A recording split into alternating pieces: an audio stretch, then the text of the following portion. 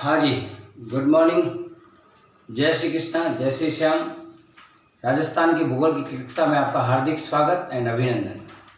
लीजिए 10 अति महत्वपूर्ण प्रश्न जो आने वाली परीक्षा रेट, पटवार इत्यादि में बहुत ही फायदा करेगा आपके लिए। आइए पहला क्वेश्चन की ओर बढ़ते हैं। थार के मरुस्थल का विस्तार भारत में कितने प्रतिशत है? मेरा पहला क्वेश्चन है, थार के मरुस्थल का विस्तार भारत में कितना प्रतिशत है? कल मैंने आपको बताया था 1971 में रामलोचन सिंह ने कहा था 4 मुख्य भागों में बांटा जाता है। इसमें पहला मैंने आपको कहा था पश्चिम मरुस्थल, दूसरा अरावली पर्वतमाला, तीसरा पूर्वी मैदान और चौथा दक्षिणी पूर्वी पठार। याद करें, बताया था। उसमें से हम पहला पढ़ रहे हैं पश्चिम, यानी कि पश्चिम का मरुस्थल, थार का मरुस्थल, इसे थार का मरुस्थल कहते हैं। थार का मरुस्थल का निर्माण ऐसा माना जाता है कि सहारा के मरुस्थल के निर्माण से ही हुआ है। सहारा का मरुस्थल कहाँ है दोस्तों? बताइए, दक्षिण अफ्रीका में है ना। विश्व का सबसे बड़ा मरुस्थल है दक्षिण अफ्रीका में सहारा का मरुस्थल है। कहा जाता है वहां से जो हवाएं चलती है उससे रेत के कण उड़ उड़ के आते हैं, बीच में अरब देशों से होते हुए आते हैं। अरब देशों में इसको कबीर का रेगिस्तान कहते हैं, ये भी याद रखना। अरब देशों में इसे कबीर का रेगिस्तान कहते हैं। उसके बाद ये पाकिस्तान में जब जाता है तो पाकिस्तान में इसको चेलिस्तान कहते हैं, चेलिस्तान का रेगिस्तान, चेलिस्तान का रेगिस्तान। और ये इंडिया में जब प्रवेश करता है भारत में, तो भारत में इसको थार का मरुस्थल कहते हैं। सारी बातें क्लियर हो गई? इतने पॉइंट बताएं। अब आपसे पूछा जा रहा है कि साहब भारत में जो है कितने प्रतिशत है थार का ये मरुस्थल? तो थार का मरुस्थल भारत के अंदर आपके 62% है, 62%। पाकिस्तान में कितना है साहब? ऐसे तो नहीं पूछेंगे, पूछ भी लेते ये लोग। पाकिस्तान में कितना है? 38%। भारत में कितना है? 62%। चलें आगे, सेकंड क्वेश्चन की ओर बढ़ते हैं। थार के मरुस्थल की परिभाषा किसने दी थी और क्या होती है परिभाषा? देखिए 1949 के अंदर अबूर बिले इन्होंने तो कह दिया साहब कि भूमि का जहाँ ह्रास हो जाता है, भूमि का ह्रास, भूमि कट कट के पूरी खत्म हो जाए, भूमि का ह्रास हो जाए तो उसे जो है मरुस्थल कहते हैं। 1949 में, 1991 में, 91 में ड्रैगन ने बहुत अच्छी बात की। ड्रैगन ने कहा भूमि के उपजाऊपन का समाप्त हो जाना। बिल्कुल सही बात है, भूमि के उपजाऊपन का समाप्त हो जाना, उपजाऊपन का समाप्त हो जाना। भूमि उपजाऊ योग्य ना हो तो फिर वो मरुस्थली, थार का मरुस्थल कहलाया। ये ऐसा किसने कहा? 1991 में ड्रैगन ने कहा, 1949 में अबूर बिले ने कहा। आज आपको उत्तर नहीं देने, मैं ही सब कुछ समझाऊंगा, राइट? ओके, नेक्स्ट प्रश्न नंबर 3 में बात करें। राजस्थान में थार का मरुस्थल का कुल कितना प्रतिशत है? बहुत इंपॉर्टेंट क्वेश्चन है। राजस्थान में थार का मरुस्थल का कुल कितना प्रतिशत है? आ जाइए देखिए। राजस्थान में भाई आप ऐसे मानो कि भारत में मैंने आपको बता दिया था कितने प्रतिशत है, 62%। ठीक है, अब वापस जो है मैं राजस्थान की बात कर रहा हूँ। तो मान लीजिए राजस्थान में जितने प्रतिशत है उसमें अपना 100% मानते हैं, भाई 100% राजस्थान में मरुस्थल है। उसमें से अब इस राजस्थान के अंदर हम बात करेंगे तो थार का मरुस्थल राजस्थान में कितना है? थार का मरुस्थल का भाग 100% क्षेत्रफल राजस्थान का, उसमें से थार का मरुस्थल है 61.11%। ठीक है सब। उसके बाद में करते हैं अरावली पर्वतमाला। तो अरावली पर्वतमाला कितने प्रतिशत है? 9.3%। ठीक है, 100% एरिया ले रहे हैं, 100% उसमें से। उसके बाद में पूर्वी का मैदान, पूर्वी मैदान में कितना प्रतिशत है साहब? 23%।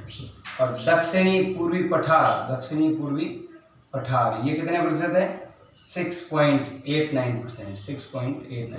वापस समझा रहा हूँ। पूछते हैं राजस्थान में थार का मरुस्थल कितने प्रतिशत है? तो 61.11, 61.11%। उसके बाद मैंने आपको बताया कि एरिया प्रतिशत के आधार पर जब हम बात करें तो राजस्थान का क्षेत्रफल 100%, उसके अंदर 61.11% तो थार का मरुस्थल है।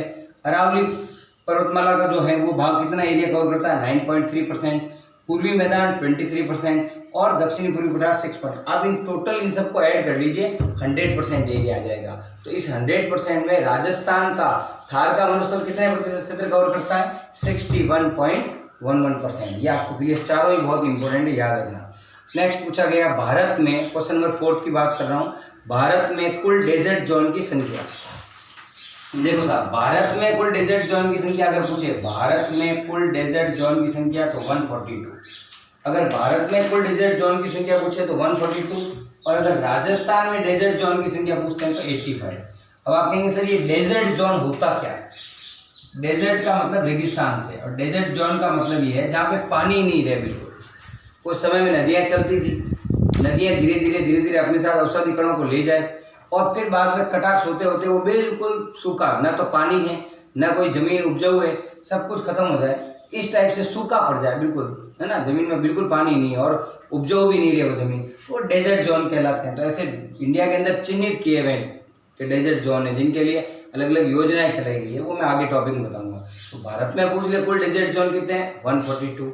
राजस्थान में कितने हैं? 85। अब आप कहेंगे गुरुजी सबसे ज़्यादा राजस्थान में क्यों है? तो मैंने आपको बताया था कि भारत के अंदर 62% है, उस टोटल परसेंट 100 में से 61.11% आपके राजस्थान में। तो सबसे ज़्यादा क्षेत्रफल जो है थार का राजस्थान में है। चलें क्वेश्चन नंबर 5 की ओर बढ़ते हैं।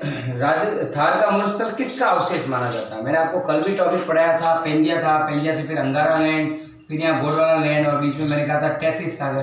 तो ऐसा माना जाता है कि थार का मरुस्थल जो है 33 सागर का अवशेष है। 33 सागर का अवशेष इसलिए माना जाता है कि अपने जो ये रेगिस्तान है ना, थार का मरुस्थल, इस मरुस्थल के अंदर मैं बता दूं आपको मछलियों के कंकाल, डायनासोर के कंकाल, औषधि चट्टानों के अवशेष इत्यादि कई चीजें, अच्छा गैस, ये सब चीजें मिली, ये सब सागर। अच्छा खारे पानी की झीलें, ये खारे पानी की झीलें क्यों मिली? 33 सागर का अवशेष है इसलिए तो मिली, वरना खारा, बाकी मीठा पानी होना चाहिए, खारा पानी क्यों मिला? तो ये सब इसके कारण है ना, इस बात का याद रखना। तो अब पूछेंगे कि ये थार का मरुस्थल किसका अवशेष माना जाता है? तो अंगारा लैंड या गोंडवाना लैंड नहीं करना है, 33 सागर का अवशेष। क्वेश्चन नंबर 6 की ओर आगे बढ़ते हैं। राजस्थान में मरुस्थल का विस्तार अक्षांशीय व देशांतरीय दृष्टिकोण में कितना है? अब आपसे पूछ रहे हैं अक्षांशीय और देशांतरीय के साथ। जैसे मैंने आपको बताया था राजस्थान का 23 डिग्री 3 मिनट से 30 डिग्री 12 मिनट अक्षांशीय विस्तार है, तो वो तो पूरे राजस्थान का। आपसे पूछा जा रहा है मरुस्थल का बताओ, थार के मरुस्थल का, तो अक्षांशीय विस्तार देखिए, अक्षांशीय विस्तार। अक्षांश की अगर बात करें तो 24 डिग्री 31 मिनट से लेकर और 30 डिग्री 12 मिनट तक आपके जो है थार का मरुस्थल फैला हुआ है। बात करें देशांतरीय की, तो अगर देशांतरीय की बात करें तो 76 डिग्री 69 डिग्री 15 मिनट से लेकर 76 डिग्री 42 मिनट, यानी अक्षांश की बात करें 24 डिग्री 31 मिनट से लेकर 30 डिग्री 12 मिनट तक अक्षांश में फैला हुआ है रेगिस्तान। और देशांतर की बात करें तो 69 डिग्री 15 मिनट पूर्वी देशांतर से 74 डिग्री 42 मिनट पूर्वी देशांतर, 24 डिग्री 31 मिनट उत्तरी अक्षांश से 30 डिग्री 12 मिनट उत्तरी अक्षांश से अक्षांश में, और देशांतर में ये आपके फैला हुआ थार का मरुस्थल। प्रश्न नंबर 7 की बात करते हैं। थार के मरुस्थल में मीठा पानी भी खारा बन जाता है, क्या कारण है? ये याद रखना, एक माइकासिस्ट चट्टान होती है, माइकासिस्ट चट्टान, माइकासिस्ट चट्टान कहा जाता है कि माइकासिस्ट चट्टान की वजह से ये ऐसा हो जाता है। क्यों होता है? क्योंकि माइकासिस्ट चट्टान के अंदर आपके कैल्शियम, मैग्नीशियम, पोटेशियम इत्यादि जो है तत्व पाए जाते हैं, और इन तत्वों के कारण केशाकर्षण विधि पूछ लेते हैं कई बार, केशाकर्षण विधि द्वारा क्या होता है? केशाकर्षण विधि द्वारा जमीन से ये जो है NaCl सोडियम क्लोराइड के तत्व जो है पानी के साथ ऊपर आ जाते हैं, और ये ऊपर आने के कारण ये उस जल में घुल जाते हैं और इसमें पानी को क्या कर देते हैं? खारा कर देते हैं। तो याद रखना किस कारण से होता है? माइकासिस्ट चट्टान पाई जाने के कारण, और माइकासिस्ट चट्टान जो है समुद्र में वगैरह में पाई जाती है। तो याद रखना इसी कारण से ये माना जाता है कि थार का जो मरुस्थल है वो 33 सागर का अवशेष है, इस बात को विशेष याद रखना। नेक्स्ट प्रश्न नंबर 8 की बात करते हैं। राजस्थान में मरुस्थलीय जिलों की संख्या कितनी है? तो राजस्थान में मैं बता दूं आपको मरुस्थलीय जिलों की संख्या 12 मानी गई है। राजस्थान में मरुस्थलीय जिलों की संख्या कितनी है? 12। राजस्थान में मरुस्थलीय जिलों की संख्या 12 मानी गई है, ठीक है। अब 12 जिलों को भी वापस जो है बांटा गया। देखो, एक तो बांटा आपके पश्चिमी शुष्क मरुस्थल में, ठीक है। इसमें तो आपके बीकानेर और जैसलमेर है, 12 समझा रहा हूँ, ध्यान से देख लेना, बीकानेर जैसलमेर। एक आपके शेखावाटी क्षेत्र में बांट दिया मरुस्थल, शेखावाटी मरुस्थलीय क्षेत्र में आपको पता ही कौन आएगा? चूरू, शिखर, झुंझुनू, ठीक है। तो देखो 2 तो ये हो गए पश्चिम मरुस्थल में, 3 शेखावटी के अंदर हो गए, क्लियर। फिर आपके माना घग्गर नदी द्वारा निर्मित मरुस्थल, घग्गर नदी से निर्मित मरुस्थल, घग्गर नदी द्वारा निर्मित मरुस्थल। तो घग्गर नदी से निर्मित में आपके हनुमानगढ़ और गंगानगर, ये 2 जिले हो गए। कितने हो गए? 3 2 5 2 7। अब देखिए उसके बाद में ये आपके लूनी नदी द्वारा निर्मित, लूनी नदी द्वारा निर्मित आपके कौन से रह गए? इसमें अपने आ जाओ जोधपुर, नागौर, पाली, जालोर और बाड़मेर। ये आपके 12 जो जिले हैं वो आपके किसके माने जाते हैं बताइए? थार के मरुस्थल के अंतर्गत आते हैं। ओके, क्वेश्चन नंबर 9 की ओर बढ़ते हैं। थार के मरुस्थल को कितने भागों में बांटा गया है? मैंने आपको बता ही दिया अभी। कितने भागों में बांटा गया है? 4 भागों में। पश्चिम शुष्क मरुस्थल, शेखावटी मरुस्थल में घग्गर नदी द्वारा निर्मित शुष्क मरुस्थल और लूनी नदी द्वारा निर्मित शुष्क मरुस्थल। तो कितने भागों में बांटा? 4 भागों में। थार के मरुस्थल को कितने सेंटीमीटर समवर्षा रेखा 2 भागों में बांटती है?